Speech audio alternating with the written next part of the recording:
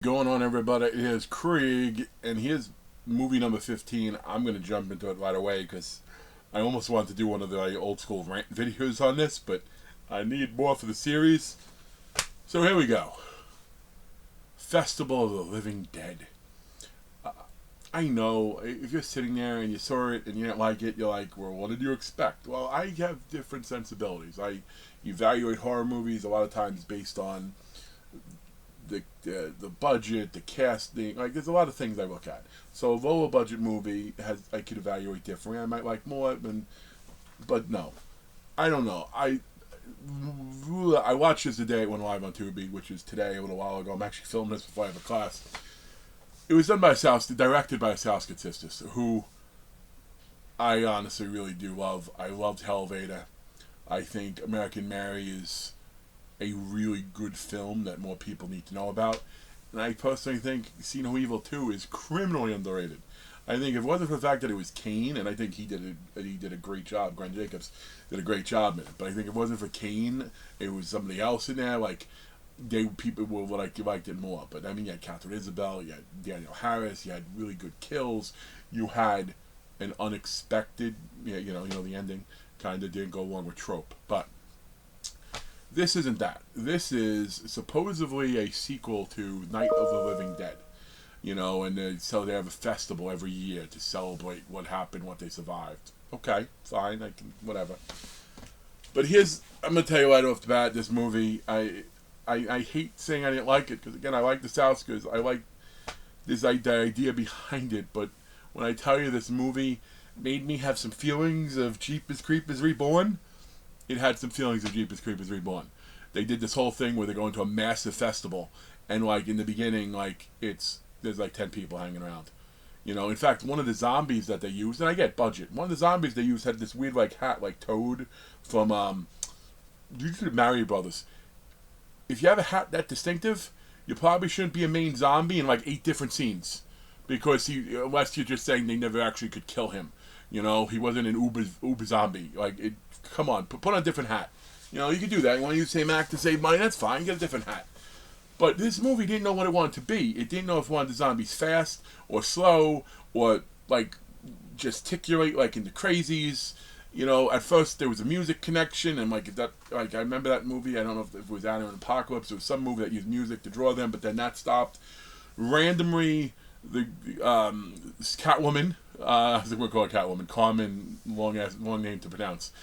From Gotham. She was, one of the 2 main characters in it. And just randomly, she's on stage at some point playing music, drawing zombies, fighting them off. Then she sets a thing on fire and climbs to the top of it. And I'm thinking, they're doing the fire thing. You'll burn. They'll walk into the fire like Walking Dead. Okay, I could buy it. I've seen it before. No, they didn't do that. It was just random, and the thing hardly even burned. But then there was another character who at the end decided, hey, I hear you don't like fire. He just covered himself in gasoline to try to stop the zombies. When in reality, if he just moved with them, they got picked up for safety 3 seconds later. So this guy burnt himself for no reason. He said he was bit, but we watched it. He wasn't bit. So he was being noble. But the guy with no legs in the wheelchair is like, don't worry, I'll handle these people. I'll fend them off. When reality is saying, no, I'm going to set myself fire and die right now. If they actually showed you his bit, it would bother me less. The younger brother was an awesome character. Well, I shouldn't say that. The younger brother was involved in an awesome scene. He was an awesome character. He was annoying too. But, because they had to throw, I forgot my insulin of all things. Movies just needlessly, it's not bad enough. You have, zombies out at the door.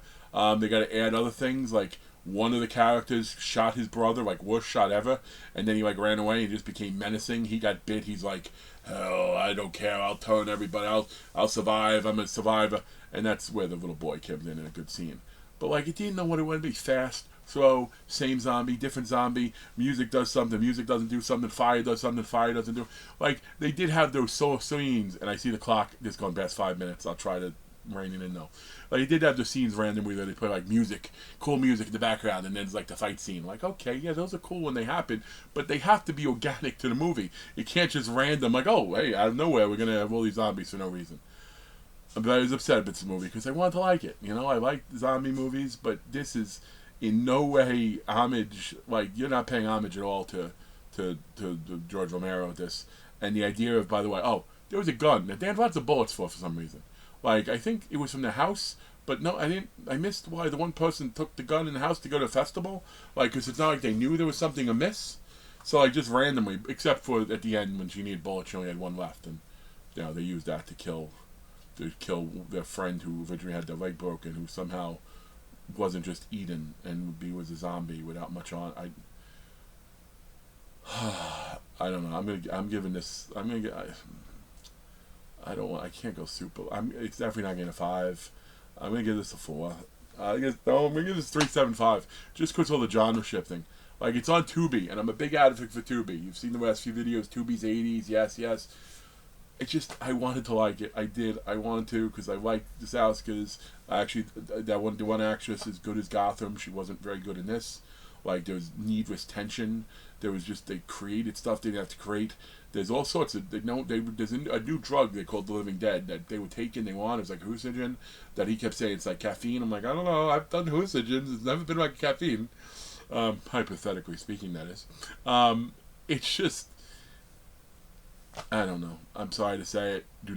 I would avoid this movie, unfortunately, but again, don't avoid the Souskas. Hellvader was a hell of fun. Dead Hook in a Trunk was a lot of fun. I don't know. Rabid was a really good remake. I didn't love the first Rabid, so I wasn't. But if you liked the first Rabid, you would have enjoyed that too. But not this one. I know I went almost 2 overs. 2 minutes over where I want to be.